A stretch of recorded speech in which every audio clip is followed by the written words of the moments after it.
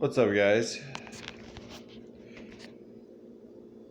As you know, numbers are something that are important in our society, and as they say, numbers never lie, and they usually never lie. And two of the more telling examples and signs of numbers or demonstrations of numbers are the production of an assembly line and the literal scores and the trending scores that one typically tends to get in math, the ultimate sign of numbers. Okay, you take an assembly line, for example. In an assembly line, for example, you take the Maker's Mark assembly line that makes Maker's Mark liquor. They use a hand process for their assembly line and hand seal every Maker's Mark bottle. They put a hand seal on each one. They do it at a very productive rate considering they're a corporation that stocks a lot of liquor stores throughout the country and a lot of bars throughout the country and a lot of homes throughout the country even. They do it at a very fast process for a big family corporation. Let's say they do it at 500 bottles an hour. Okay, let's say they do it at 1,000 bottles an hour. They do it at 1,000 bottles an hour, and let's say that they're known for doing this at 1,000 bottles an hour, and that's what they do. Well, let's say that all of a sudden they increase from 1,000, which they've been at for a couple of years, or let's say just even 9 months or 10 months. Let's say they go from 1,000 to 1,500. In order to go to 1,500, there has to be some kind of either artificial influence, some kind of outside change, or some kind of running or change along the assembly line that generates the production to be better than what it had typically been in order to get those numbers up that much more substantially, which would end up being, way more bottles sealed per day. In order to get that up, there has to be some kind of change. Maybe it's a change in the speed of the assembly line, in the and how the bottles are coming, in that there is a either pressure powered or an electronic powered assembly line that it is on, in which the sealing takes place for the bottles. Maybe the speed is increased on that, which is an increase in frequency, which is an increase in motion, which is a sign of math, which could be the telltale or the sign and the exact reason why the increase in production happens. That could be it. Or maybe they're bringing in more workers, or they're doing more diversity in what they're seeking out from a recruitment standpoint, and they're bringing in more diversity of workers in a way that they're really recruiting certain attributes, and they're just getting a scrappier, overall harder worker that is chopping a little bit more and getting more hand sealing done, because they're taking fewer breaks throughout the course of the day, and the culmination of that over weeks, definitely over days, but over weeks too, has led to a higher rate of production. Or maybe it's the fact that there aren't more workers, but the workers that are there are taking a medication that is leading to them to work harder and to do better than that they typically could, which is another type of artificial influence that is scientific but isn't part of the mechanics of it or part of the adding to it through the recruiting process. Well, that is an outside element of influence that changes the numbers. Take another example of math where frequencies and patterns are shown in is one of the most telling, if not the most honest form of math, and that is the math of somebody being a math student and the trends and the times they take tests and what they typically tend to get and how they typically tend to do. For example, let's say that you have a math student that usually does somewhere between 48 to 68 on tests, or somewhere between 58 to 73 on tests. Therefore, they don't do very well on tests. Even though there's some fluctuation, they don't do very well on tests at all. And that is just how it is. But the most telling sign that they're not good at math is the number of times that they do math, because the homework grades where they do a whole lot of math problems are just keeping them in it, and the repetitions that they take when they take tests are the most telling signs of their ability, because the skills that are being put to use, the times that they're generated and the times that they're used, that number of attempts and the lack of success is the ultimate sign of that person not being good. So not only is the math of their ability, but the math of the feedback from the number of times that the attempt happens and the success or the lack thereof comes to, that is also a telltale sign of math. And in a case like that, for somebody to improve their score and to actually get better, there has to be some kind of artificial or outside influence, or some kind of oddity of influence.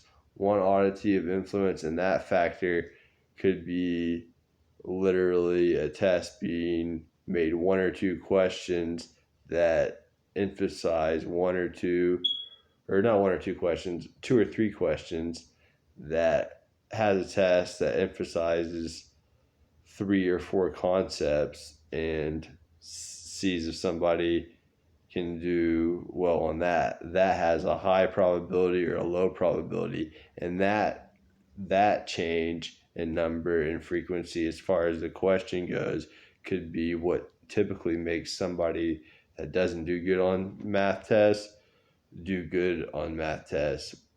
And that is a change in numbers, which leads to a change in score, and therefore the number of one gets right or wrong.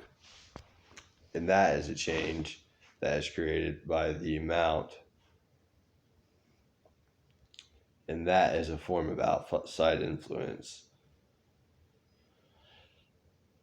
Take voting, for example. You have patterns in voting where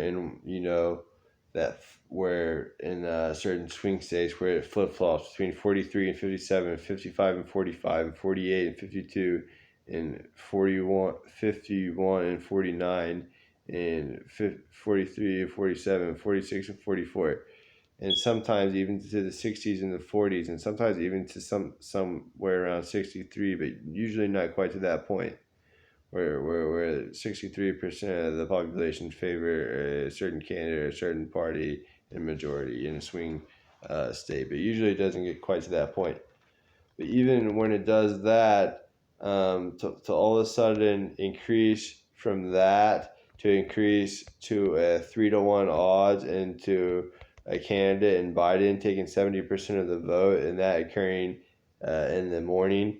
And the morning doesn't have anything to do with the math, but the morning is part of the outside influence, or it's indirectly tied to the outside influence, because the only way for those numbers to come back so monotone and pedestrian, and lean Trump in a lot of ways, but in general be monotone and pedestrian, and flip flop between both candidates, for it to be like that, and for the overall vote to trend toward Trump, for it to be like that, and then to all of a sudden, and then to all of a sudden take a spike for Biden. That means that there has to be some kind of outside element of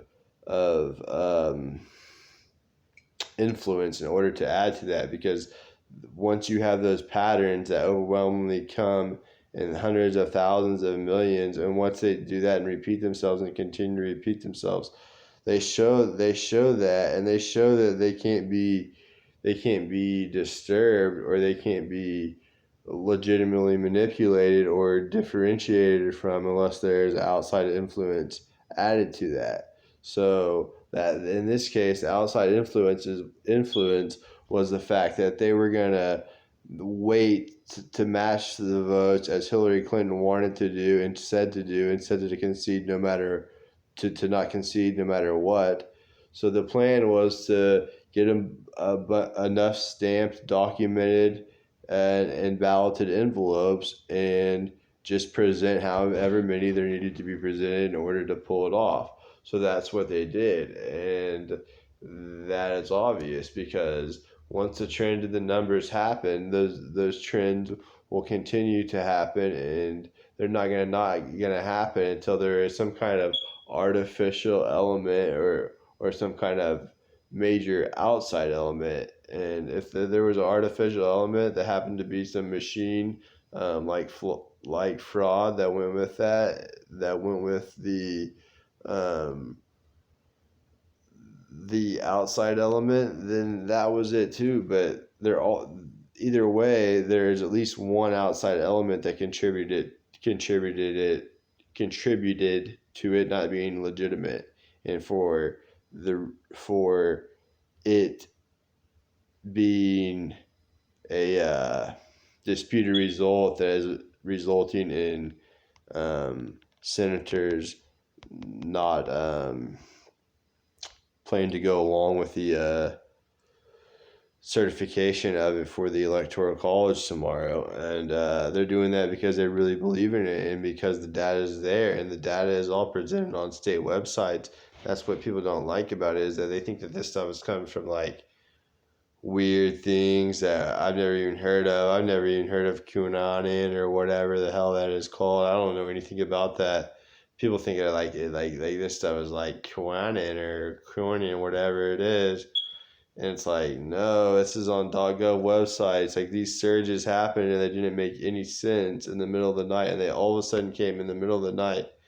So when surges like that happen, you know that there's outside element of influence, and that there is something going on that is not within the typical flow of regular voting, or they were to finish their election in Michigan. They were to finish their mission in Michigan and Georgia before Florida did. Florida is way bigger than them and finished up way quicker. So they were relying on this scheme of generating enough to top the other candidate, and to go from there. And that was the plan the whole time, in correlation with the mail-in voting, and to stuff as many as they can, and to make a bunch of stuff look like legitimate deliveries that were literally just a bunch of papers that were getting counted. So that's what happened. Everybody knows it. It's obvious. It's 100% obvious, or they wouldn't want people to just move away from it as fast as they would. And you can't say that there's no evidence when you don't give people a chance to present evidence. There's evidence everywhere. It's on the websites. It's everywhere.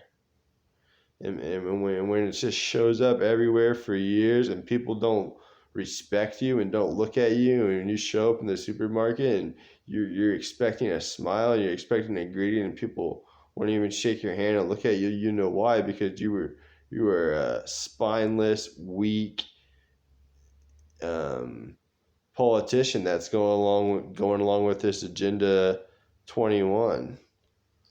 You know, of this reset that is really kicking in the other virus, which is this horrible middle class economy. Even though there is some ambiguity to the excitement of continuing on and that kind of thing, but the, what was our economy is definitely changing with the reset and people's continuance on way over emphasizing only the elements of the virus that they want to emphasize and not going into the socio political and geopolitical impacts of it.